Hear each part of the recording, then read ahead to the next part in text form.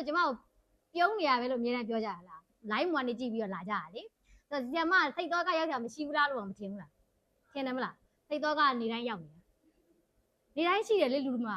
မိသားစုရှိတယ်ဟုတ်လားမလားအလုပ်ရှိတယ် pressure တွေအများကြီးပဲဒါပေမဲ့အလုပ်ကအလုပ်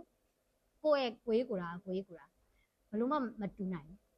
အဲ့ဒါကိုခွဲနိုင်အောင်ကြိုးစားမိန်းကလေးတွေကအရန်ခတ်တယ်ခွဲဖို့တော်တော်ခတ်တာမိန်းကလေးတွေကမရဘူးမိန်းကလေးကတဲ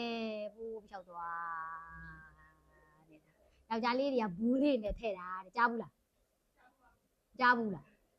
ယောက်ျားလေးတွေအုံနောက်ကတဲ့ဟိုမှာဒီကြီးသားဆိုဒီဘူးထဲကိုထည့်တယ်သူတို့ကနောက်ကြီးသားဆိုနောက်ဘူးထဲကိုထည့်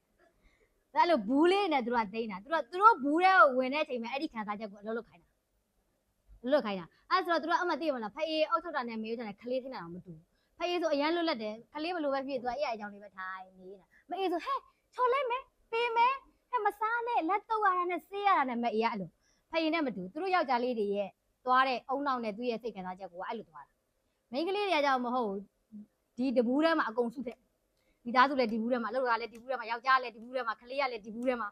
အဲ့ဒါဆိုတော့ဘူးကိုသွားလေရတယ်သွားပြီးတော့ဟိုအเจ้าရလည်းခေါင်းထဲမှာဒီเจ้าကလည်းခေါင်းထဲမှာဆိုတော့ခံစားချက်ကရောနာမနေ့ကလည်းပြန်ခံစားအရင်နှစ်ကလည်းပြန်ခံစား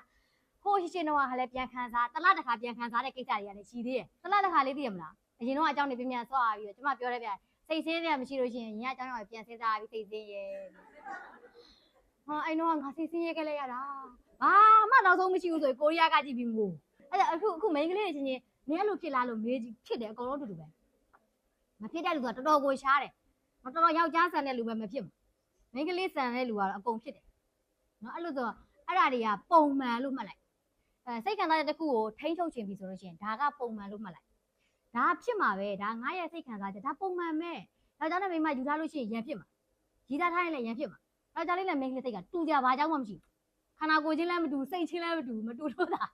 ယောက်ျားနဲ့မိန်းမဖြစ်နေရတယ်နော်အဲ့လိုဆိုတော့သူတို့နဲ့တူဖို့ဆိုတာလည်းမဖြစ်နိုင်အဲ့တော့ကိုနဲ့တမေတဲ့မွေးထားတဲ့မောင်နှမချင်းလည်းမတူဘူးဘယ်